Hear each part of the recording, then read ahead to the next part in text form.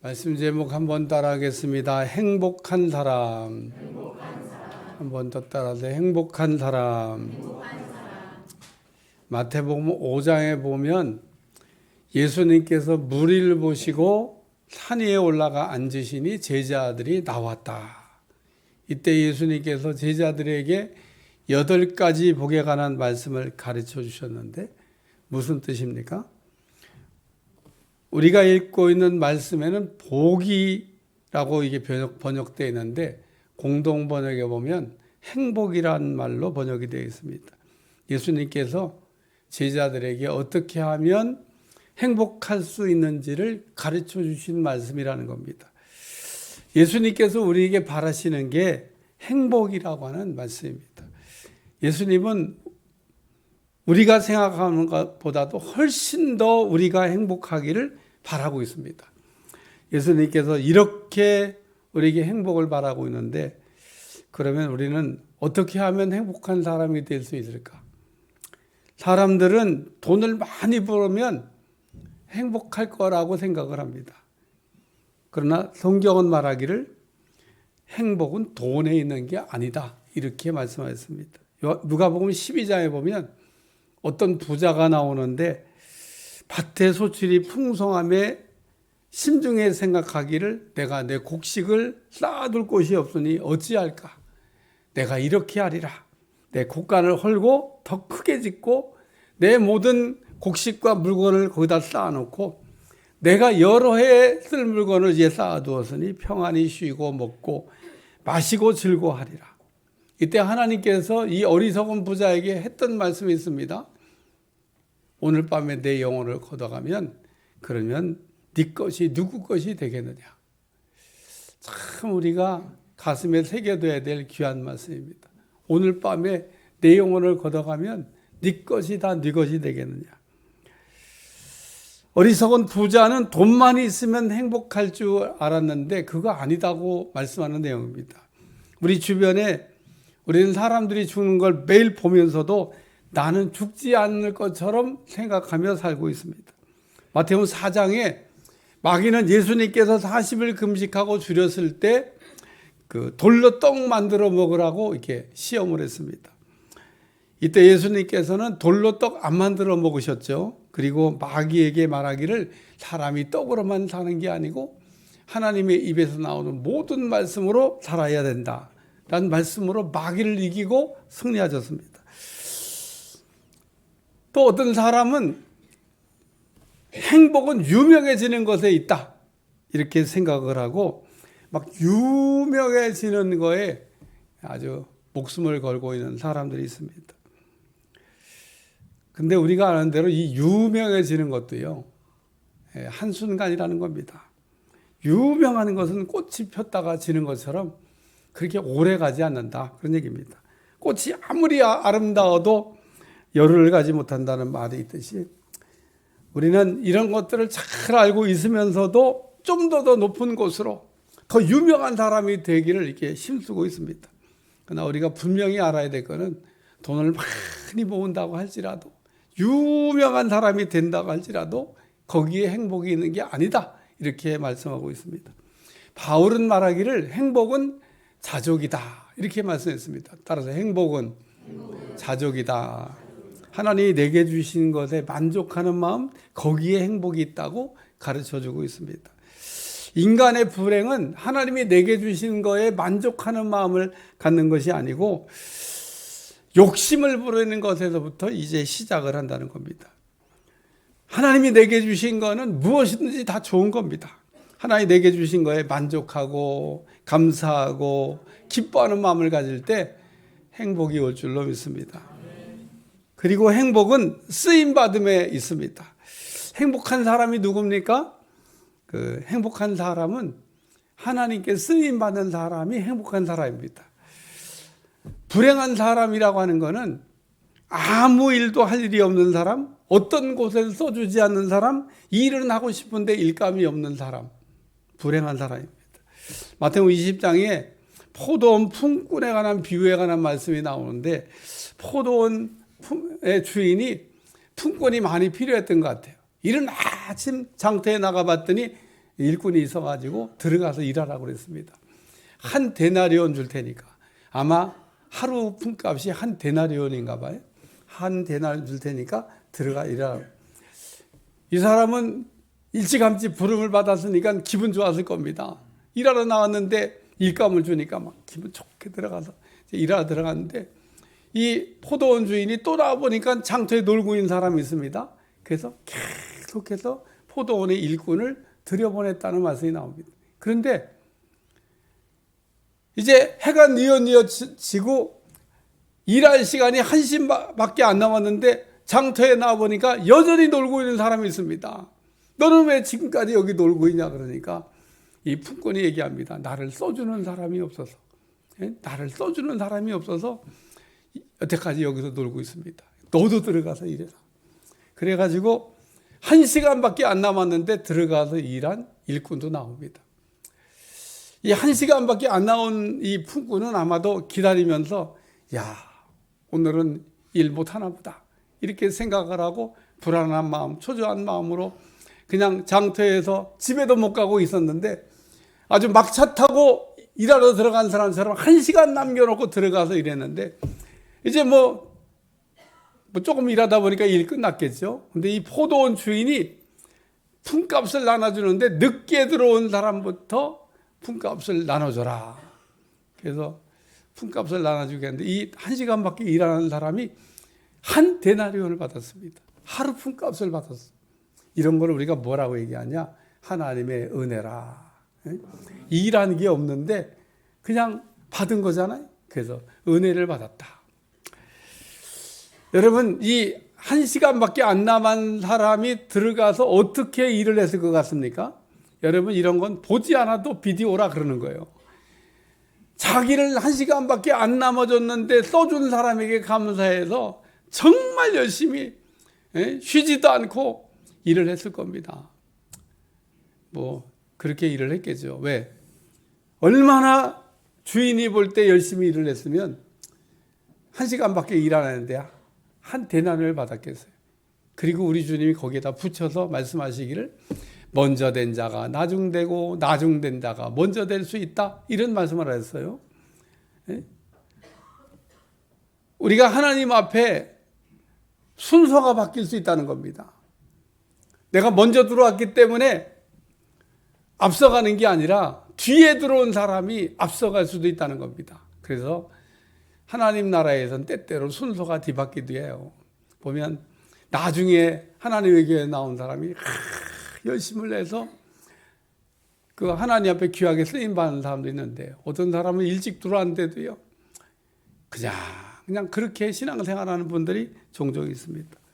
우리는 하나님 앞에 쓰임받는 거기에 행복이 있다는 거 잊어버리지 않길 주여 축원합니다.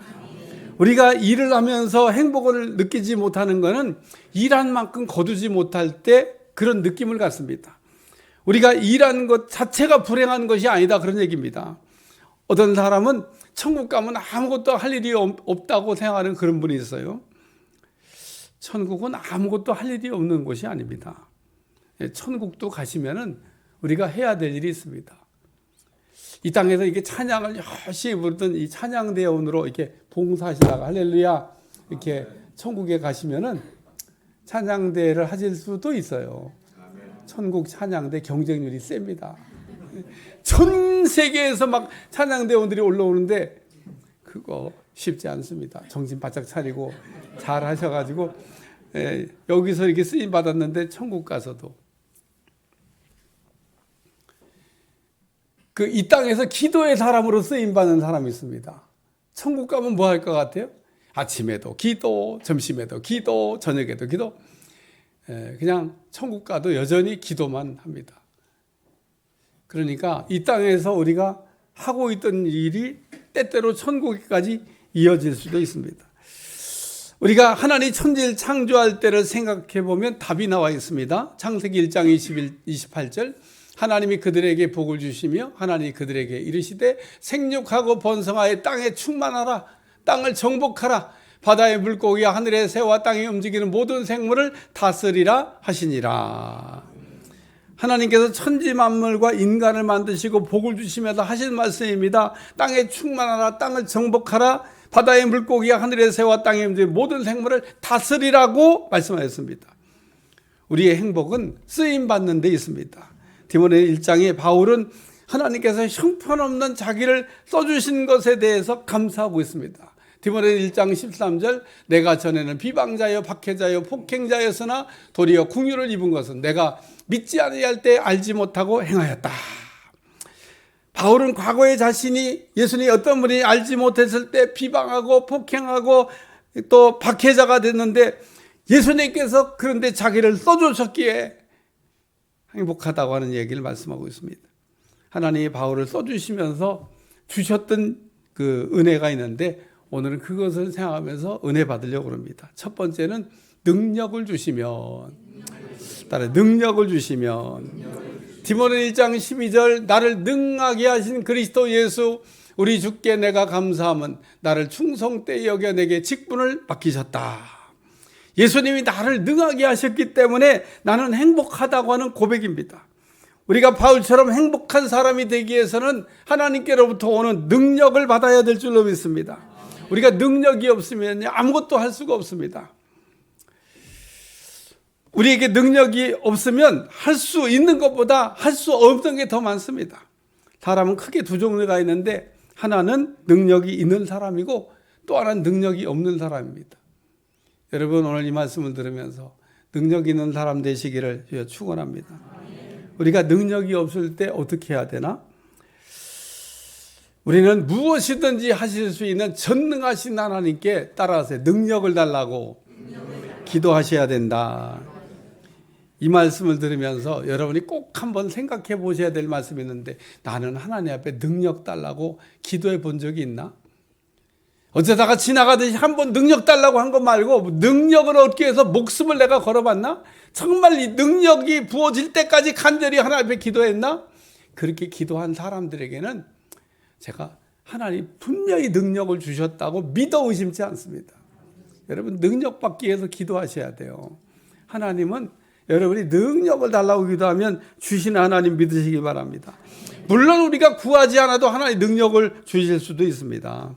그러나 우리가 하나님께로 능력을 얻는 가장 좋은 방법은 하나님께 능력을 달라고 기도하는 겁니다. 저는 능력을 달라고도 안 했는데 능력 받은 사람 만나가지고 한참 동안 같이 사귐을 가진 적이 있습니다. 부럽더라고. 어느 날 기도하는데 하늘로부터 불이 떨어졌대. 그래갖고 그냥 그 불을 받는 순간 하나의 능력이 자기한테 들어왔대. 야, 그래갖고 만나서 이렇게 사귀는데 매일 부럽다. 부럽다. 하나님은 내가 구하면요, 그냥 하나씩 주시는 거예요. 나는 구하면 하나씩 주시는데, 누구는 그냥 한꺼번에 막 주셨다고 그러니까. 부러웠습니다.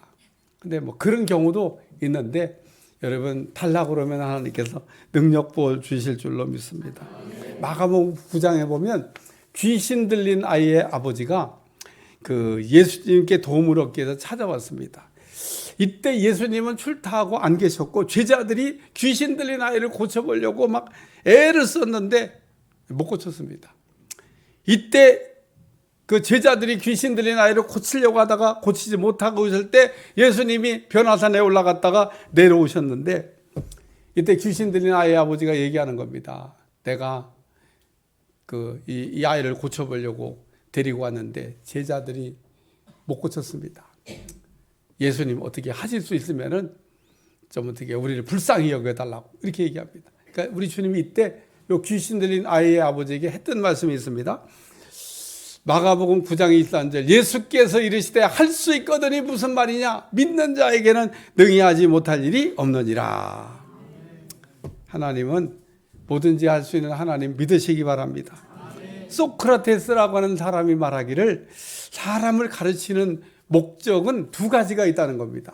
사람에게 왜 공부를 시키냐? 첫째는 능력 있는 사람을 만드는 거고 두 번째는 그 인격이 갖춰진 사람을 만들기 위해서 교육한다. 여러분 학교 가도 공부 열심히 하잖아요. 그럼 능력 있는 사람으로 이렇게 만들어지는 겁니다. 그런데 오늘 우리는 하나님께 기도해서 하나님의 능력 받아가지고 능력 있는 사람이 되시기를 주여 축원합니다. 뭐 공부해서도 우리가 능력을 받을 수 있지만은 하나님께로부터 능력을 힘입어야 된다는 거예요. 우리는 어떤 일을 하다가 힘에 부치면 하나님을 찾고 하나님께 도움을 요청하셔야 됩니다. 우리가 기도하면 하나님은 멀리 있는 사람도, 올 수 없는 사람도, 만날 수 없는 사람도 만나게 하시고 오게 하시고 그렇게 일하시는 하나님을 믿으시기 바랍니다. 사도 바울의 2차 선교의 목적지는 에베소였기 때문에 다른 곳 안 갑니다. 여러분 어디다 목적지 정해놓고 가는데 가다가 길 바꾸는 거 봤어요? 근데 바울이 에베소로 가다가 에베소로 길이 자꾸 막히는 겁니다. 어떻게 막혔는지에 대한 성경이 자세한 기록이 없어요. 어쨌든 무시아라는 곳에서 바울이 밀려가지고 드로아 항구까지 밀려 올라갔는데 도착을 아마 밤에 했나 봐요. 밤중에 환상이 탁 오기를 마케도니아 사람 하나가 서서 막 와서 도와달라고. 바울이 그 환상을 보고 하나님이 나를 에베소로 가지 말고 이제 이 바다를 건너가지고 마케도니아 그리고 아가야를 이렇게 가면서 복음을 전하라고 하신 거구나. 그렇게 깨닫고 바울이 마케도니아 아가야 지방에 가서 복음 전합니다. 그런데 이게 이런 일이 왜 일어났냐 하면 한 사람의 기도 때문에 이렇게 사도 바울의 행선지가 바뀌게 된 겁니다. 여러분도 기도하시면 하나님께서 여러분의 인생에 많은 것들을 바꿔줄 줄로 믿습니다. 우리가 아는 대로 야곱이라고 하는 사람은 둘째로 태어났기 때문에 장자의 축복을 받을 수가 없는데 야곱이 기도했더니 장자의 축복을 받는 사람이 됐잖아요. 오늘 한 가지 꼭 기억해야 될 거는 하나님이 내게 능력을 주셨다 그러면 그러나 그 능력을 마음대로 쓰시면 또 안 된다는 거예요. 어떤 사람 보면 하나님 능력 주셨더니 마음대로 쓰다가 하나님 앞에 벌 받는 사람도 있습니다. 하나님 앞에 우리가 능력을 구하면 능력을 받는데 능력 받은 다음에 하나님의 능력을 잘 쓰는 여러분들이 되시기를 주여 축원합니다. 하나님이 우리에게 능력 주시면 뭐든지 할 수가 있습니다. 그래서 오늘 우리는 하나님께로부터 능력을 받으셔야 돼요. 이런 걸 우리가 다른 말로 뭐라 하냐 기름 부으심이라. 여러분 사업하는 분은요 사업에 기름 부으심이어야 돼.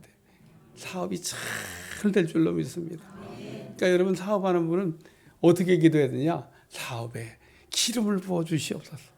그래서 사업에 하나님의 능력이 임하면 옆집은 망해도 우리 집은 잘 되는 겁니다. 그러니까 옆집은 장사가 안 돼. 근데 왜 우리 집은 막 그 잘 되는지 그 이유를 알 수가 없어. 왜냐? 기름 부으심이 오면.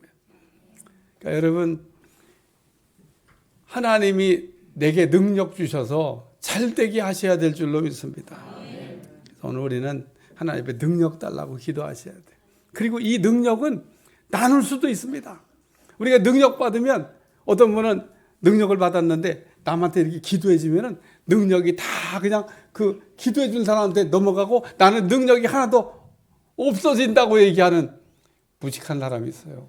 근데 우리가 능력 받으면 그 능력을 이렇게 나누기 위해서 기도하면 나도 그 능력이 있고 기도 받는 사람도 그 능력이 흘러가게 되는 겁니다. 그래서 오늘 때로는 기름 부으심이 있는 목사님에게 기도를 받는 것은 대단히 중요한 의미가 있다는 겁니다. 불이 전가되기 때문에 오늘도 능력을 받고 능력을 나누고 또 능력 있는 삶을 사는 여러분들이 되시기를 주여 축원합니다. 두 번째 말씀입니다. 따라 인정해 주시면 디모데는 1장 12절 나를 능하게 하신 그리스도 예수 우리 주께 내가 감사함은 나를 충성되이 여겨 내게 직분을 맡기셨다. 그런데 예수님께서 나를 충성되이 여겨주셨다. 예수님께서 나를 인정해 주셨다. 예수님께서 나를 믿어주셨다. 이런 말씀입니다. 우리가 행복하기 위해서는 자신이 한 일에 대해서 잘했다고 칭찬을 받아야 될 줄로 믿습니다. 마태복음 25장의 달란트의 부에 보면 주인이 결산할 때 달란트를 더 낚인 종들이 와서 그 보고할 때 했던 말입니다. 마태복음 25장 21절 23절 그 주인이 이르되 잘하였도다 착하고 충성된 종아 내가 적은 일에 충성하였으며 내가 많은 것으로 내게 맡기리니 내 주인의 즐거움에 참여할지어다. 주인이 종들에게 달란트를 주었더니 나가서 달란트를 가지고 즉시 장사하여 더 남겨두었다가 주인이 돌아올 때 가지고 나왔습니다. 이때 주인이 그 종들에게 주신 말씀, 착하고 충성된 종아. 잘했다는 거죠. 착하고 충성된, 주인의 뜻을 헤아릴 줄 알고 주의 뜻대로 맡겨진 일에 최선을 다한 종이라고 하는 그런 뜻입니다. 하나님이 제일 좋아하는 사람이 누굽니까? 하나님이 말씀하시면은 아멘 할 줄 아는 사람입니다. 하나님 우리에게 하시는 말씀이 이해가 될 때보다 이해가 안 될 때가 더 많습니다. 우리가 하나님의 말씀을 듣고 이해가 안 될 때 그러면 어떻게 해야 될까? 아브라함의 경우를 생각해 보면 하나님은 아브라함에게 75세 때 아들 준다고 약속했는데 100세 때 아들을 얻었습니다. 무려 25년이나 기도해가지고 아들을 얻었는데 독자 아들 하나밖에 없습니다. 근데 어느 날 하나님이 그 아들이 등짐지고 올라갈 정도 나이 되었을 때 네 아들 독자 이삭을 내가 지시하는 한 산 거기서 번제로 드리라. 죽여서 제물로 드리라는 얘기입니다. 아이가 언제 가장 이쁘냐 하면요, 요 아브라함의 아들 이삭이 등짐지고 올라갈 때 정도 됐을 때. 저도 저희 교회도 이렇게 어린아이들 데리고 오는 그 부모님들 제가 보면 이야 정말 너무너무 이쁘다. 근데 이제 그 아이가 점점 자라갔고요, 여기 털 나기 시작하잖아요. 별로 안 예뻐. 여기 뭐 이게 뭐 검은 거 막 나기 시작하면 아유 그때는 별로 안 예쁩니다. 아이가 어릴 때. 근데 아브라함이 그렇게 어린 자녀를 하나님께 드리라고 그럴 때 그 이해가 됩니까? 그러나 아브라함은 하나님의 말씀을 듣고 하나님이 지시한 한 산의 번제를 이렇게 드림으로 하나님의 시험에 합격하고 복을 받게 된 줄로 믿습니다. 이삭도 흉년 때 그랄 땅에 머물라고 하는 말씀을 들었습니다. 남들은 다 가나안 땅에 흉년해하고 애굽 내려갔다가 올라오겠다고 내려가는데 하나님이 너는 내려가지 말고 여기 머물라. 그러면 지금 농사도 안 되는데 여기서 우리 식구 다 굶어 죽으라는 겁니까? 그런데도 이삭은 뭐 토달지 아니하고 그러면 땅을 한번 파보자 그래서 땅을 팠더니 세상에 땅을 파는 것마다 우물이 터져가지고 농사를 잘 짓게 된 줄로 믿습니다. 오늘 이삭은 흉년이 왔지만 그랄 땅에 머무면서 순종함으로 하나님의 복을 받고 기적을 체험했다, 그런 얘기입니다. 요한복음 2장의 가나의 혼인잔치에도 포도주가 떨어졌을 때 예수님의 어머니는 예수님께 포도주 떨어졌다고 알렸습니다. 예수님이 포도주 싸들고 다니시는 분이 아닙니다. 예수님이 무슨 포도주 공장 사업하시는 분도 아닙니다. 가나라는 지역은 포도주가 있는 지역도 아닙니다. 포도주를 구하려면 거기서 빨리 가야 된다고 그러더라고요. 그러니까 포도주가 떨어졌는데 어떻게 급하게 해결할 수 있는 상황이 아닌 겁니다. 근데 마리아가 예수님께 포도주 떨어졌다고. 그러니까 또 예수님이 아니 내가 지금 포도주 떨어진 게 나하고 무슨 상관이 있냐고. 내 때도 지금 안 됐는데 이러면서 이야기합니다. 요한복음 2장 4절. 예수께서 이때 여자여 나와 무슨 상관이 있나이까? 내 때가 아직 이르지 아니하였나이다. 한마디로 예수님께서 하실 일이 아무것도 없다고는 거절입니다. 그러나 예수님의 어머니는 하인들에게 말하기를 예수님께서 너에게 무슨 말씀을 하든지 그대로 하라 그랬고, 이때 예수님께서 하인들에게 정결례식에서는 물 항아리 6에 물 갖다 채우라고, 물을 다 채웠더니 이제는 떠서 연회장에게 갖다 주라 해서 갖다 주었더니 물이 변하여 포도주가 됐는데, 연회장은 어디서 포도주가 났는지 모르되 물 떠온 하인들은 알더라. 오늘 우리가 예수님께 착하고 충성된 종이라고 칭찬받는 사람, 행복한 사람인 줄로 믿습니다. 우리가 이렇게 착하고 충성된 종을 칭찬받기 위해서는 말만 잘 들으면 되는 겁니다. 말씀에 아멘만 잘하면 되는 겁니다. 그리고 두 번째는 적은 일에 충성했다고 달란트에 왜 말씀하고 있습니다. 큰 일에 충성한 게 아니라 적은 일에 충성함으로 하나님이 이렇게 귀하게 여기셨는데, 오늘 우리는 적은 일은 하찮게 큰 일은 귀하게 생각하는 경향이 있습니다. 하나님이 내게 아주 보잘것없고 하찮은 일을 설령 시켰다고 생각되더라도 그런 일을 잘해야 하나님 앞에 우리가 복된 종이 될 줄로 믿습니다. 우리가 잘 아는 대로 카네기는 미국 건너갈 때 뱃삭도 없어가지고 이웃집 아주머니한테 뱃삭 빌려가지고 건너가면서 성공하면 갖겠습니다. 그러고 갔다는 거 아닙니까? 근데 미국 가갖고 하나님 보여주는 환상 보고 쇠다리 만들어가지고 세계적인 부자가 됐는데, 이렇게 성공한 카네기가 드디어 이제 은퇴할 때가 되어가지고 후계자를 해야 되는데, 기업이 커졌으니까 하버드 대학 나온 사람도 있고 그 유수한 대학에 나오는 얼마나 인재들이 많이 있겠어요? 그래서 누구한테 저 기업을 물려주나 보자. 그리고 사람들이 다 관심이 거기에 있었는데, 전혀 생각하지 않은 뜻밖의 인물이 그 카네기의 기업을 물려받았다는 겁니다. 학교도 못 나온, 학교 경력이 초등학교밖에 안 나온 그 카네기 회사에 입사할 때 청소부로 입사해가지고 마당을 열심히 썰든지 그 마당 쓰는 거에 감동해갖고 이제부터 이제 마당 그만 쓸고 이제 내근하라고. 그래서 정규 직원이 됐어요. 정규 직원 된 다음에 또 얼마나 열심히 막 일을 하든지 그냥 승진을 하다가 그 소문이 나가지고 카네기가 그럼 내 비서 좀 하라고 그래서 카네기가 데리고 비서로 썼던 사람입니다. 학력은 초등학교도 못 나왔습니다. 나중에 카네기가 시브라고 하는 자기 비서였던 초등학교도 못 나온 그 사람에게 내가 당신한테 이 기업을 맡길 테니까 이 기업을 잘 경영하길 바란다고 넘겼다는 겁니다.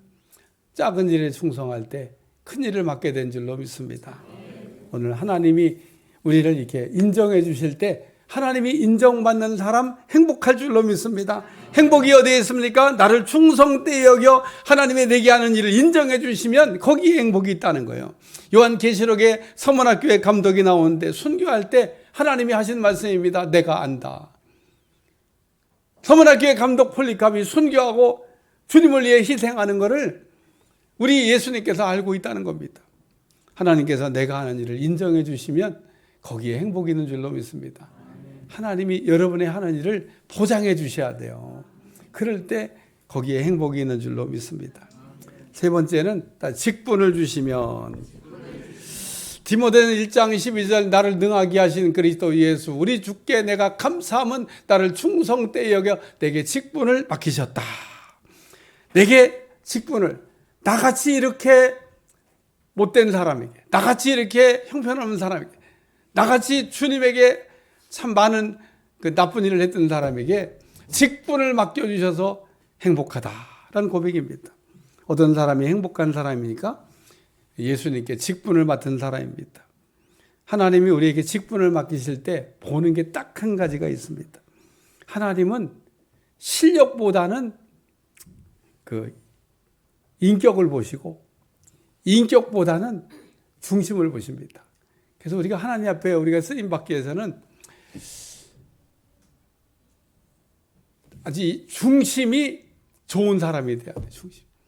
사무엘이 이세 집에 가가지고 이스라엘의 2대 왕이 될 사람에게 기름을 부으러 갔는데 그 아들들을 이렇게 지나가게 하면 보니까 하나님이 기름 부으실 자가 과연 여기 있도다.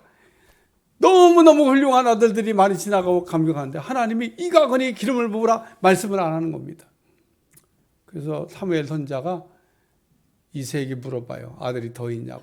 그랬더니 들판에서 양 지키는 말째 아들 하나 있기는 있는데 내가 그 아들이 올 때까지 식사를 하지 않겠다. 얼른 데려오라.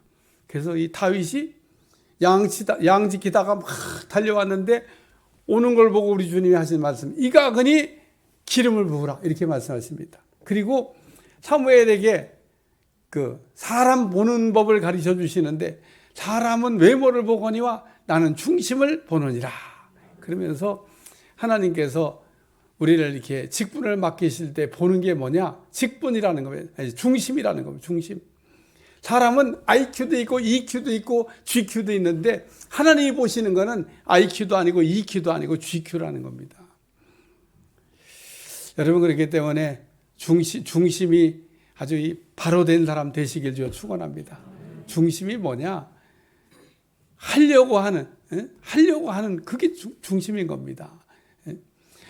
뭐든지 하려고 하는 생각이 없어. 의지가 약해. 이런 사람은 하나님 쓰지 않는다 그런 얘기입니다. 오늘 하나님이 우리를 쓰실 때 능력 있는 사람 쓰시는 게 아니라 중심이 바로 된 사람을 쓰시는데 왜 하나님은 우리가 이게 능력이 부족하잖아요. 그럼 얼마든지 능력은 주셔서 쓰시면 된다는 겁니다. 사사기 여러분 읽어보시면 사사된 사람들이 무슨 능력이 있어갖고 하나님의 부름 받은 사람 없습니다. 다 그냥 무슨 농부로 그냥 일하다가도 불렀는데 하나님이 부르셔서 기름 부으시면 능력이 나타나는 거예요. 하나님이 그 사람들을 부르실 때 본 게 뭐냐? 중심을 보셨다는 겁니다. 오늘 그래서 우리는 하나님이 우리에게 직분을 주시는 거 이렇게 중심을 보시고 주시는데 하나의 주신 직분을 귀하게 여기는 여러분들이 되시길 바랍니다. 가끔 이게 헌금 봉투 보면요, 그 직분을 이렇게 깜빡했는지 깜빡해서 안 썼겠죠. 직분을 뺐더니 분이 있습니다. 여러분 직분을 성도라도 그게 직분인 겁니다. 그러니까 뒤에다가 이름 쓰고 성도면 성도라고 쓰셔야 되는 거예요. 여러분 성도라는 직분 자체가 얼마나 좋은 직분인지 모릅니다. 세상 사람들이 우리를 성도라고 불러준 집사 얼마나 좋은 직분인지 모릅니다. 권사 이건 말로 다 할 수 없는 은사인 겁니다. 그 다음에 장로, 목사, 교사, 또 사도, 선교사 하나님께서 우리에게 귀한 직분을 주셨는데 직분을 귀하게 생각하고 헌금 봉투 쓸 때마다 또박또박 쓰시기를 주여 축원합니다. 하나님 우리를 부르실 때 무슨 자격이 있어 불러가지고 직분 주신 거 아닙니다.